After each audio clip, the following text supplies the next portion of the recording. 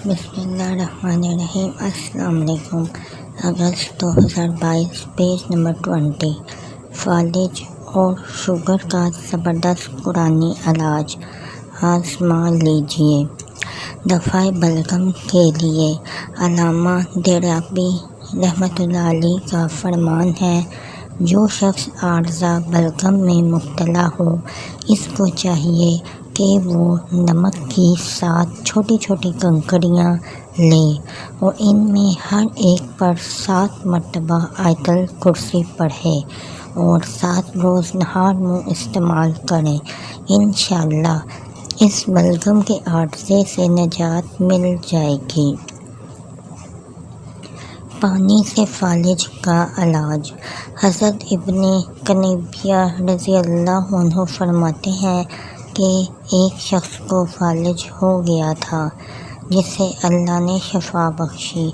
میری جب ان سے ملاقات ہوئی تو انہوں نے بتایا، میں نے سیاہی میں زمزم کا پانی ملایا اور پھر اس کی مدد سے ایک برتن میں بسم اللہ کے ساتھ سورۃ حشر کی آخری 3 آیات قُلْ هُوَ سے لے کر آخر تک لکھ کر ان آیات کو پھر زمزم کے پانی سے دھو کر وہ پانی پی لیا۔ اس عمل کی برکت سے اللہ نے مجھے فالج کے مرض سے شفا عطا فرمائی۔ جگر کی بیماری کے لیے۔ جس شخص کو جگر کی بیماری لاحق ہو جائے اور وہ بہت سے علاج کروانے کے باوجود بھی مرض نجات پانے سے عاجز آ گیا ہو، تو اس بیماری سے نجات کے لیے سورۃ الرحمن کی آخری آیت تبارک اسم ربک ذی الجلال والاکرام 21 بار آیت پڑھ کر پانی پر دم کر کے مریض کو پلا دیں۔ انشاءاللہ بہت زیادہ فائدہ ہوگا۔ شوگر کے مریض سے نجات کے لیے سب سے پہلے درود پاک تعداد 3، 5 یا 7 پر پڑھ لیں۔ اس کے بعد یہ آیت انہ علی رجعہ لقادر ایک بار پڑھیں اور سورۃ عادیات پارہ 30 ایک آیت پڑھ کر مریض کو دم کر دیں۔ دن میں کسی بھی وقت مقررہ پر روزانہ کچھ عرصہ یہ عمل کر لیں، انشاءاللہ افاقہ ہوگا۔ جادو کے طور کے لیے دعا۔ اگر کسی شخص پر کسی بھی قسم کا سخت جادو ہو اور اس کی وجہ سے اس کے جسم کا کوئی حصہ متاثر ہو گیا ہو، تو اس صورت میں خود بھی مسنون دوا سے اپنا علاج کر سکتا ہے۔ یقین اور مستقل مزاجی سے عمل کرنا شرط ہے۔ جب تک مسئلہ حل نہ ہو عمل جاری رکھے، انشاءاللہ بفضل اللہ تعالیٰ سے شفا پائے گا۔ متاثرہ شخص اپنے جسم کے متاثرہ جگہ پر ہاتھ رکھ کر 3 بار بسم اللہ الرحمن الرحیم پڑھ کر 7 بار یہ مسنون دعا پڑھے اور خود پر دم کرے، انشاءاللہ بہت جلد شفا پائے گا۔ وہ دعا یہ ہے، اعوذ باللہ وقدرتہ من شر ما اجد واحاذر۔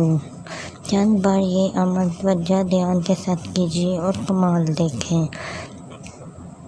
مشکل کشائی اور حاجت روائی کا عمل۔ محترم حضرت حکیم صاحب، السلام علیکم۔ میرا ایک آزمودہ عمل ہے جو افقری رسالہ میں لوگوں کی خدمت کی نیت سے لکھ رہا ہوں۔ قارئین سے گزارش ہے کہ یہ عمل ضرور کیجیے اور جب مراد پوری ہو تو دعاؤں میں ضرور یاد رکھیں۔ زندگی میں کوئی پریشانی اور الجھن ہو، بہت اسباب اختیار کرنے اور آخری کوششیں کرنے کے باوجود بھی اس مسئلے یا الجھن سے نجات کے لیے کوئی راہ نظر نہ آ رہی ہو اور آپ تمام تر وسائل اور کوششیں کرنے کے بعد مایوسی کا شکار ہو چکے ہوں، تو ایسی صورتحال میں بسم اللہ کا ایک خاص عمل پیش خدمت ہے۔ اس عمل کے بہت سے لوگوں کے مشاہدات ہیں اور یہ بارہا کا آزمودہ عمل ہے۔ اس عمل سے اپنے ہر قسم کے جائز مسائل حل کروائیں اور اللہ کی غیبی مدد کا نظارہ آنکھوں سے دیکھیں۔ عمل کا طریقہ یہ ہے کہ اول و آخر 7 مرتبہ کوئی مسنون درود پڑھ کر 1000 بار بسم اللہ الرحمن الرحیم پڑھیں اور اس کے بعد 2 رکعت نفل نماز حاجت پڑھ کر دعا کیجیے۔ اس کے بعد دوبارہ 1000 بار بسم اللہ الرحمن الرحیم پڑھ کر 2 رکعت نفل نماز حاجت پڑھ کر دعا کیجیے، اور یہ عمل ایک ہی نشست میں 12 مرتبہ کیجیے۔